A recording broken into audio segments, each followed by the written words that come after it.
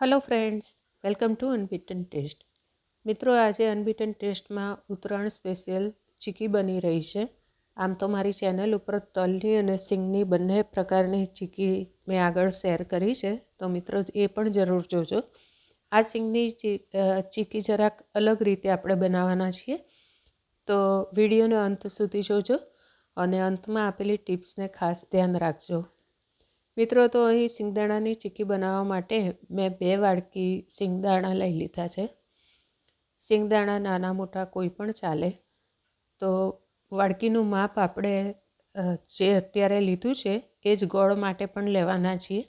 सींगदाणाने वणीने साफ करी लेवा। केटलीकवार आवा खराब सींगदाणा पण आवे, तो एने काढी लेवा। ए खोरा टेस्टमां लागे छे। हवे तावડીની અંદર આપણે सींगदाणाने શેકી લઈશું। मीडियम टू हाई फ्लेम पर આપણે सींगदाणाने શેકીશું। એને ખૂબ જ શેકીને આપણે લાલ બનાવી નથી દેવાના, એટલે કે કાળા પકડવા માંડે એટલા બધા નથી શેકવાના, પણ કલર બદલાઈ જાય અને સહેજ ફાટી જાય सींगदाणा ત્યાં સુધી આપણે એને શેકી લઈશું। તમે જોઈ શકો છો અહીં આપણા सींगदाणा શેકાઈ ગયા છે। એને આપણે બિલકુલ કાળા થવા દીધા નથી, વધારે પડતા શેકવાના નથી।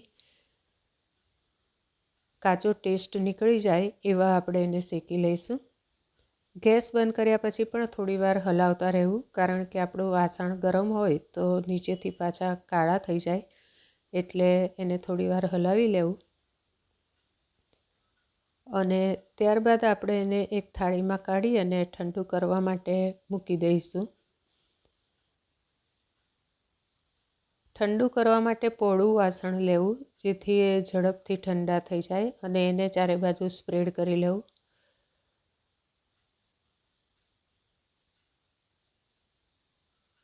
तो हवे आपणे एने साइड पर मूकी दईए ठंडू थवा माटे, त्यां सुधी बीजी तैयारी करी लईशुं। अहीं गोळ मैं लीधो छे अने आ एक स्लाइसर लीधुं छे।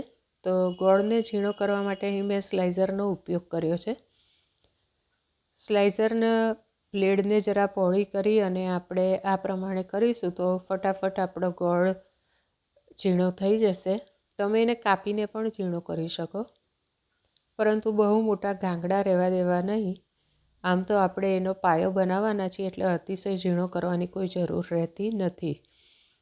તો આ પ્રમાણે આપણે ગોળને છીણી લેવાનો છે અથવા તો કાપી લેવાનો છે।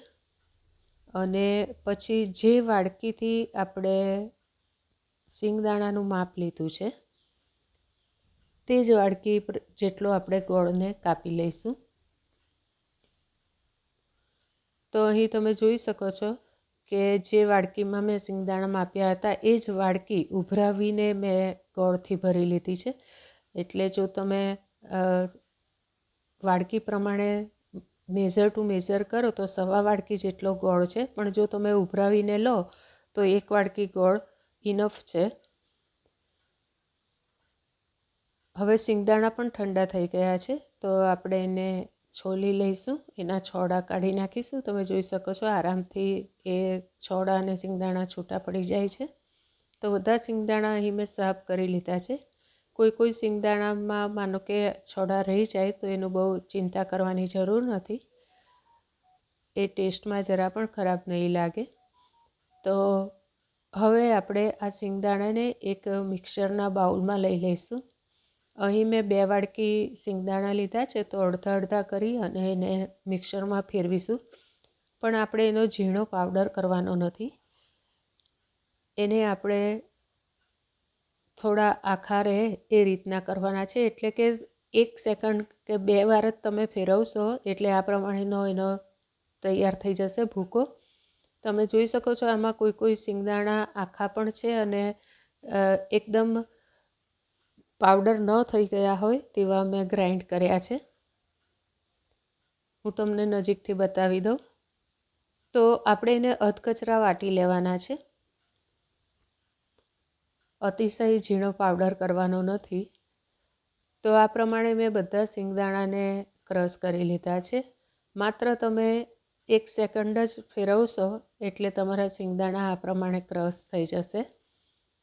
पल्स मोड पर एने फेरवो तो पण चाले। હવે અહીં એ જ તાવડી મેં મૂકી દીધી છે અને એને અંદર ગરમ થાય એટલે આપણે ઘી ઉમેરી લઈશું. અહીં 2 ચમચા હું ઘી ઉમેરી લઉં છું.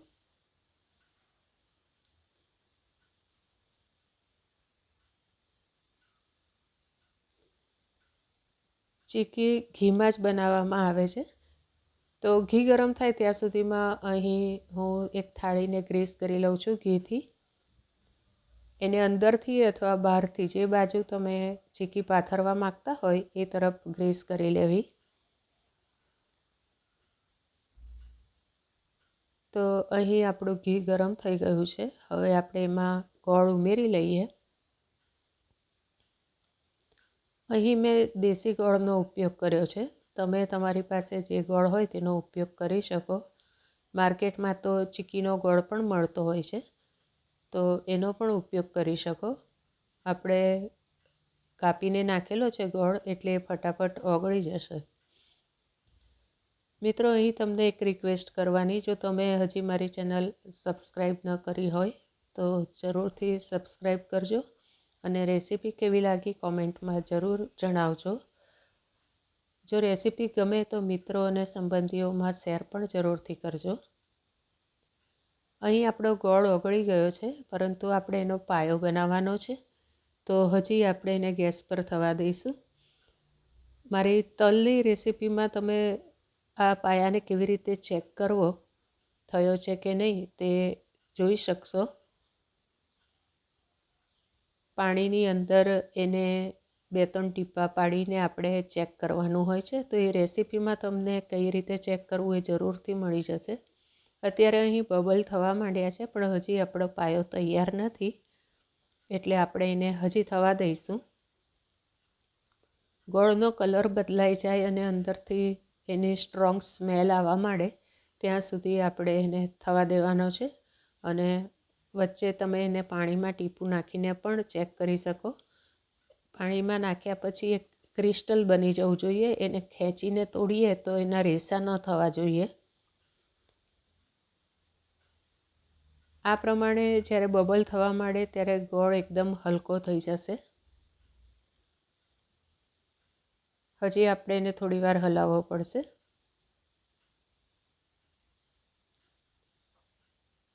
આ પ્રોસેસ આપણે મીડિયમ ફ્લેમ પર કરવી.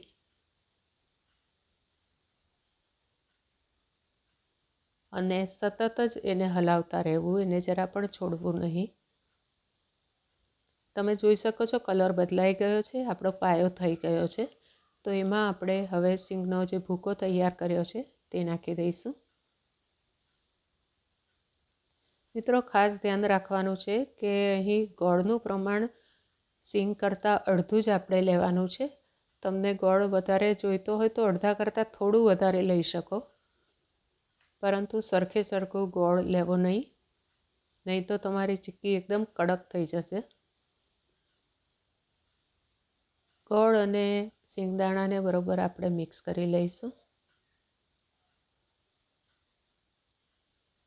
જો તમારે એલચી અંદર નાખવી હોય તો જ્યારે ગોળ થઈ જાય, પાયો થઈ જાય તૈયાર, ત્યારે એમાં એલચી ઉમેરી શકો. અત્યારે મેં એલચીનો ઉપયોગ કર્યો નથી. હવે ગ્રીસ કરેલી થાળીમાં આપણે બધું જ મિશ્રણ લઈ લઈશું. પહેલાં તવેથાથી આપણે એને જરા સ્પ્રેડ કરી લઈએ અને પછી એને વાડકીથી આપણે સ્પ્રેડ કરીશું. ખૂબ ગરમ હોવાથી હાથ લગાવવો નહીં. વાડકી પર સ્પ્રેડ કરતી વખતે એના ઉપર થોડું પાણી અથવા ઘી લગાડી દેવું. પછી આપણે જે સાઇઝમાં જોઈતા હોય એ પ્રમાણે કટ ગરમ ચીકીમાં જ મૂકી દેવા અને ઠંડી પડે એટલે એને કાઢી લેવા. જોઈ શકો છો આપણી એકદમ સરસ ક્રિસ્પી ચીકી તૈયાર થઈ ગઈ છે. ટેસ્ટમાં પણ આ ભૂકાવાળી ચીકી ખૂબ જ સરસ લાગે છે. જરૂર એકવાર ટ્રાય કરજો. મિત્રો, જો તમારી ચીક્કી થાળીમાંથી ઉખડતી ન હોય તો એને ધીમા ગેસ પર ફરી એકવાર થાળીને ચીક્કી લગાવી હોય એની બીજી સાઈડથી ગરમ કરી લેજો, તો ચીક્કી આરામથી નીકળી જશે. અને પછી ઠંડી થાય એટલે એને ટુકડા કરી લેવા.